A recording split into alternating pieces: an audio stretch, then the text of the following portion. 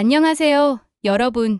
오늘도 건강한 하루를 함께할 든든한 건강친구 TV입니다. 지금 이 순간에도 이어폰을 귀에 꽂고 천천히 산길을 오르시는 분도 계시고 동네 공원을 걸으시는 분도 계실 겁니다. 어떤 장소든 상관없습니다. 중요한 건 이렇게 발걸음을 옮기며 제 목소리를 들으시면서 건강에 대해 한 번 더 생각해 보신다는 점이지요. 오늘은 여러분이 산에서 자주 보시는 풍경, 바로 맨발로 걷기라는 주제를 가지고 이야기를 나누겠습니다. 아침 햇살이 비치는 숲길에서 신발을 벗고 맨발로 걸으시는 분들, 여러분도 한 번쯤 보셨을 겁니다. 혹시 직접 해보신 분도 계실지 모르겠습니다. 어떤 분들은 발이 시원해졌다, 머리가 맑아졌다, 다리가 한결 가벼워졌다, 이렇게 말씀하시는데요. 과연 맨발 걷기는 우리 몸에 어떤 변화를 가져오는 걸까요? 좋은 점이 무엇이고 또 조심해야 할 점은 어떤 것이 있을까요?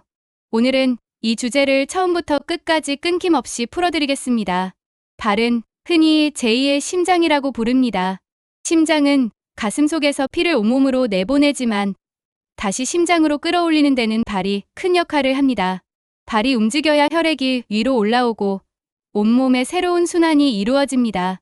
발바닥에는 수천 개의 신경과 혈관이 모여 있고 우리 몸의 여러 장기와 연결된 반사구도 있습니다. 그래서 발을 자극하면 온몸이 반응하는 것이지요. 맨발로 걷기를 하면 발바닥에 흙이나 잔디가 직접 닿으면서 자연스럽게 지압 효과가 생기고 이 자극이 혈액순환을 촉진해 몸이 따뜻해지고 다리가 덜 붓습니다. 아침 햇살을 받으며 맨발로 걸을 때 발바닥에서 전해지는 독특한 감각은 단순한 기분이 아니라 실제로 우리 몸이 변화를 느끼는 순간입니다. 또 하나 중요한 효과는 균형 감각입니다. 나이가 들수록 가장 무서운 사고는 넘어짐, 즉 낙상입니다. 작은 넘어짐이 큰 골절로 이어지고 그 후유증이 평생을 좌우하기도 합니다.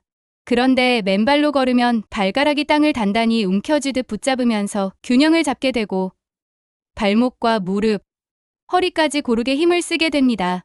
신발은 충격을 흡수해주지만 땅의 세밀한 느낌을 차단합니다. 맨발은 오히려 땅의 작은 요철까지 다 감지하기 때문에 몸이 스스로 균형을 맞추며 움직이게 되는 것이지요. 이게 바로 낙상 예방에 도움이 되는 이유입니다. 매일 조금씩 맨발 걷기를 하면 몸의 중심 감각이 살아나고 그 덕분에 걷는 힘도 길러지고 넘어질 확률도 줄어들게 됩니다. 맨발 걷기는 몸뿐만 아니라 마음에도 영향을 줍니다. 발바닥이 흙을 밟는 순간 묘하게 마음이 차분해지고 머리가 맑아지는 걸 경험하신 분들이 많습니다. 요즘은 이를 그라운딩이라고 부르지요. 땅과 직접 접촉하면서 생기는 심리적 안정 효과입니다. 연구에 따르면 맨발 걷기를 꾸준히 한 사람들은 불안이 줄고 스트레스 호르몬이 낮아졌으며 수면의 질도 향상되었습니다. 아마 여러분도 산책을 마치고 나면 괜히 기분이 좋아지고 마음이 가벼워지는 것을 느끼셨을 겁니다. 이게 바로 맨발 걷기가 마음 건강에도 좋은 이유입니다. 결국 사람은 자연과 가까울 때 가장 편안함을 느낍니다. 땅을 밟고 바람을 맞으며 햇살을 받는 이 순간에 우리 몸과 마음은 본래의 리듬을 되찾는 것입니다. 하지만 여러분, 좋은 점이 많다고 해서 무조건 좋은 습관이라고 생각하면 안 됩니다. 맨발 걷기에도 분명 조심해야 할 부분이 있습니다. 우선 발바닥 구상입니다. 산길에는 보이지 않는 작은 돌이나 나무까지, 심지어 유리 조각까지 있을 수 있습니다. 맨발로 걷다 보면 발이 쉽게 다칠 수 있습니다. 나이가 들면 피부가 얇아지고 상처가 잘 낫지 않기 때문에 작은 상처가 큰 문제로 이어질 수 있습니다. 두 번째는 관절 부담입니다. 신발은 충격을 흡수하지만 맨발은 그렇지 못합니다. 걸을 때 충격이 무릎이나 허리로 그대로 전달되어 평소 관절염이나 허리 디스크가 있는 분들은 오히려 통증이 심해질 수 있습니다. 세 번째는 감염 위험입니다. 여름철 습한 흙이나 낙엽 밑에는 곰팡이와 세균이 많습니다.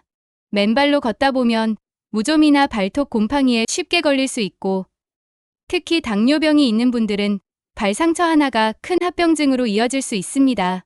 여기까지 들으시면 아마 이렇게 생각하실 수 있습니다. 그렇다면 좋은 점도 많고 나쁜 점도 많은데 어떻게 하면 이 습관을 내 몸에 맞게 안전하게 실천할 수 있을까? 바로 이 부분이 중요합니다. 맨발 걷기는 무조건 하라는 것도 아니고 무조건 하지 말라는 것도 아닙니다. 환경을 잘 고르고 시간을 조절하고 발을 관리하는 법을 알면 충분히 좋은 효과를 누릴 수 있습니다. 이제부터는 어떻게 하면 안전하게 맨발 걷기를 즐길 수 있을지, 또 발을 어떻게 관리해야 하는지 구체적으로 말씀드리겠습니다. 여러분, 이제부터는 맨발 걷기를 어떻게 하면 더 안전하고 효과적으로 즐길 수 있을지 구체적으로 말씀드리겠습니다. 먼저 장소입니다. 맨발 걷기는 환경이 정말 중요합니다. 산속 돌길처럼 울퉁불퉁하고 위험한 길은 피하시는 게 좋습니다. 대신 잔디밭이나 모래사장처럼 부드러운 땅을 선택하시면 발바닥 자극은 충분히 느끼면서도 상처 위험은 줄일 수 있습니다. 요즘은 공원마다 맨발 산책로를 만들어둔 곳이 많습니다. 흙길을 정돈해놓고 안전하게 걸을 수 있도록 관리하는 곳들이지요. 그런 곳을 찾아보시면 맨발 걷기를 훨씬 더 안전하게 즐기실 수 있습니다. 두 번째는 시간 조절입니다. 처음부터 오래 걷지 마시고 짧게 시작하는 것이 좋습니다. 처음에는 5분에서 10분 정도만 걸어보세요. 그 후에 몸이 익숙해지면 하루에 12분씩 늘려서 20분, 30분까지 확장하는 것이 안전합니다. 특히 발바닥이 아직 약한 상태에서 무리하면 물집이 생기거나 통증이 올 수 있기 때문에 천천히 시간을 늘리는 것이 중요합니다. 마치 운동을 처음 시작할 때 가볍게 준비 운동을 하고 조금씩 강도를 높이는 것과 같은 원리입니다. 세 번째는 발 관리입니다.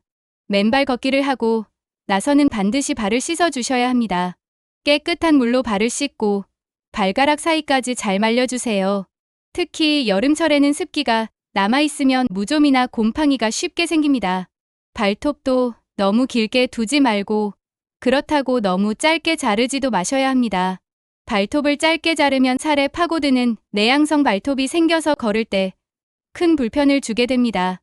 또 씻은 뒤에는 보습제를 발라서 발 뒤꿈치가 갈라지지 않도록 관리하시면 좋습니다. 발이 건조해 갈라지면 그 작은 틈으로 세균이 들어가 염증이 생길 수 있습니다. 네 번째는 발 상태 확인입니다. 걸은 뒤에는 꼭 발바닥을 살펴보세요. 상처가 없는지, 물집이 잡히지 않았는지 확인하는 습관이 필요합니다. 특히 당뇨병이 있는 분들은 발 상처가 합병증으로 이어지기 쉬우므로 더 꼼꼼히 확인하셔야 합니다. 작은 상처라고 방치하지 마시고 바로 소독하고 필요하면 병원에 가시는 것이 안전합니다. 다섯 번째는 보호 도구 활용입니다. 요즘은 맨발 걷기 신발이나 양말이 따로 나와 있습니다. 얇고 유연해서 발바닥 감각은 그대로 살리면서도 바닥에 있는 날카로운 물체는 막아줍니다.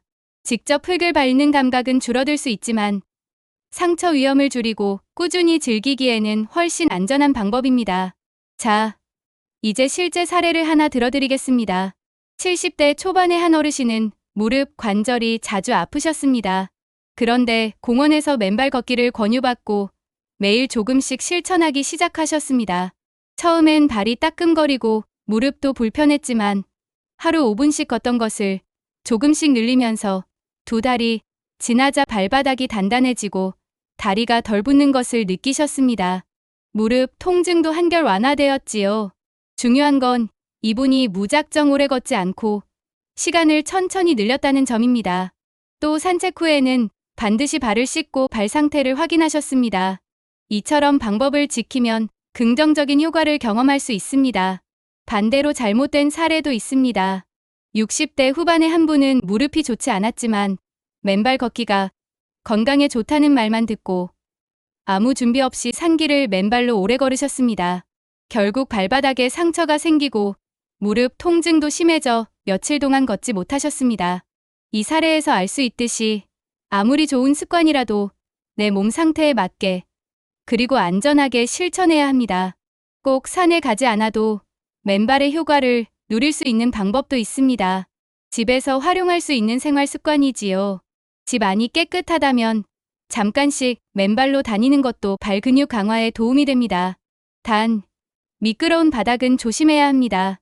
또 지압 매트를 활용하는 방법도 있습니다.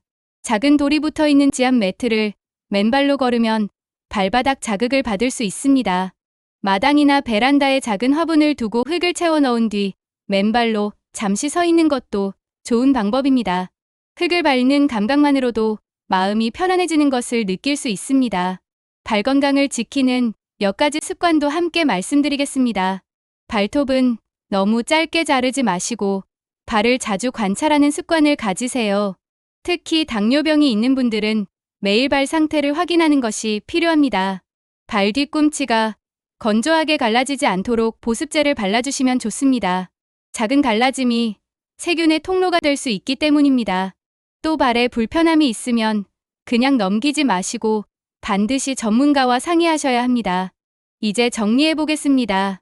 맨발 걷기는 우리 몸과 마음을 동시에 건강하게 만드는 좋은 습관입니다. 혈액순환을 돕고 균형을 회복시키며 마음을 차분하게 해줍니다. 그러나 상처와 감염, 관절 부담 같은 위험도 있으니 반드시 안전한 환경에서 짧게 시작하고 발을 잘 관리해야 합니다. 오늘부터라도 안전한 장소에서 짧게 맨발 걷기를 시작해 보시면 어떨까요? 조금씩 늘려가며 몸의 변화를 직접 느껴보시기 바랍니다. 중요한 건 무리하지 않고 꾸준히 실천하는 것입니다. 여러분, 100세 시대를 살아가는 우리에게 가장 필요한 건 거창한 치료가 아닙니다. 이렇게 작은 습관 하나하나를 지키는 것이 결국 긴 세월 건강을 지켜주는 비결입니다. 오늘도 함께 걸으며 제 이야기를 들어주셔서 고맙습니다. 여러분의 건강을 늘 응원하는 든든한 건강친구였습니다.